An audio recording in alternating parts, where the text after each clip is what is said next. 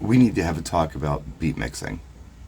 And by the way, this is like my fifth attempt at shooting this video. I hope to get it right, finally, this time. So, I was scrolling through Facebook and I came across this post in the DJ playlist group. And I don't have it pulled to quote it exact, but they were talking about Taylor Swift's Cruel Summer and how it's the number one song in the US right now. And the question was, what mixes well with it?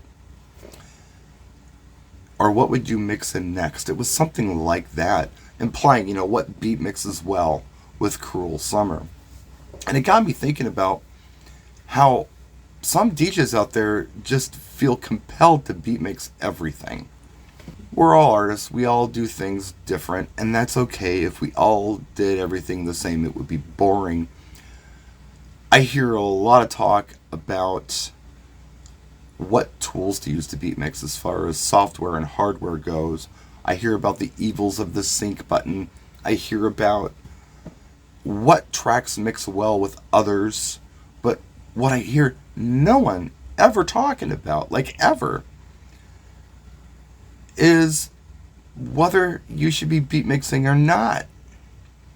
You're not always serving a song well or an audience well when you insist on beat mixing it. There are other things that you can do. There are other types of transitions that you can use that are very effective. I got a friend, Jay Brannon. You guys probably know him too. At his weddings, he will beat mix the whole night. He will start at a lower BPM and he'll end on a higher BPM.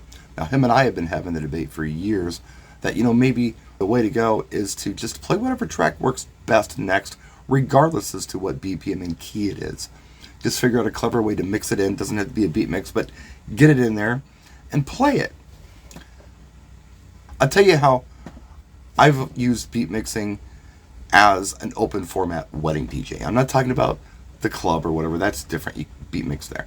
But when you're doing open format stuff and you're playing a lot of different styles of music, sometimes I'll get a request list from a client and there'll be songs on there that I just know aren't going to be big floor fillers, right? You've all had these tracks people have requested, I'm sure. So what do you do with this? If I just throw this track on after a slow set, no one's going to come out to it. I could save it for the end, but then no one's going to be there. What I could also do sometimes is cleverly sandwich this track between two hot tracks in a beat mix. Sometimes that works. So I start off with a song that everybody likes, everybody comes out for it. Then I throw this kind of whack track on, I blend it in, beat mix it in, and maybe I don't play the whole thing, but it's there. And then I jump out of it fast enough into beat mix into something else hot. So I have played the song and caused as little damage as possible to the energy of the room. That's a really good way to use something like beat mixing. That's how I use it in a practical sense. But I don't necessarily want to beat mix all night. Even at the club, I don't do it. I'll do sets of beat mixing things. I'll do anywhere between like 5 song sets and an hour and a half of beat mixing sometimes, when all the tracks I'm playing are almost made to be beat mixed together. You know the sets I'm talking about, be it hip hop, EDM, the Pitbull thing, the mid 120s to 130 BPM stuff. Consider this: when you beat mix, what you're doing is you're keeping this continuity going to the point where you really hope subconsciously people aren't even noticing one track has changed into another. That's how it works sometimes. It's this constant beat. So people on the dance floor, they just keep on dancing. Nothing changed, they keep on dancing. When you abruptly change tempo or BPM, people take notice. So let's talk about the Taylor Swift Cruel Summer track. Taylor Swift blew up this year. And when people come up to the DJ booth and ask for Taylor Swift, they're not asking for specific Taylor Swift songs anymore. Not this year. They're just asking for Taylor Swift. If I ask them what Taylor Swift song, they'll reply anything. And they mean it. Swifties will dance to anything Taylor Swift. You can't play a wrong Taylor Swift song. They will go out and dance to it. But what I need to remember, and what I feel like it's important for all of you to remember, is that not everyone in your audience is necessarily going to be a Swiftie. You're going to bring out the Swifties for the Taylor Swift song. The people who aren't into Taylor Swift may not come out for that song. In fact, I bet they won't. Unless they're trying to impress somebody. They're going to be on the sidelines. It's almost to your benefit not to beat mix the next song. Because you want that abrupt change where people take notice. Oh, something changed. Oh, he's playing Lizzo. I love Lizzo. I'm going to go out and dance. That would be cooler than mixing Taylor Swift into Lizzo. It's almost like nothing changed.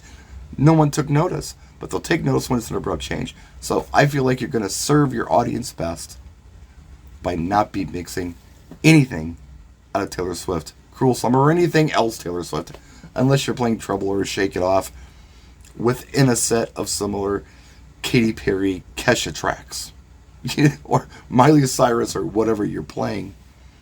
Just my opinion as an artist and as a programmer. I like to rely on strong songs. I like to start with a strong song and end with a stronger song within a set and keep people out that way. If things happen to beat mix well together, I'll do it. I won't usually cut a song short. I like to play the radio edits.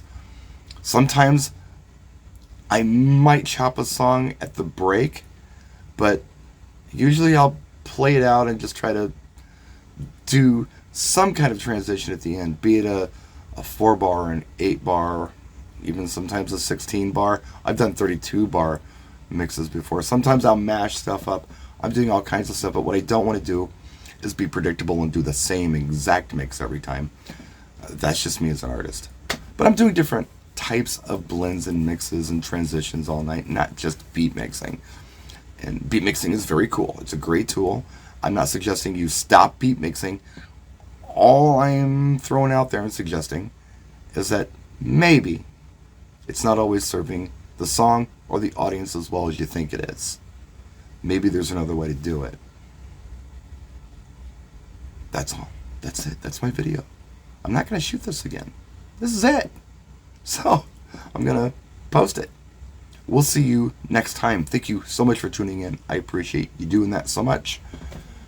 Practice and enjoy.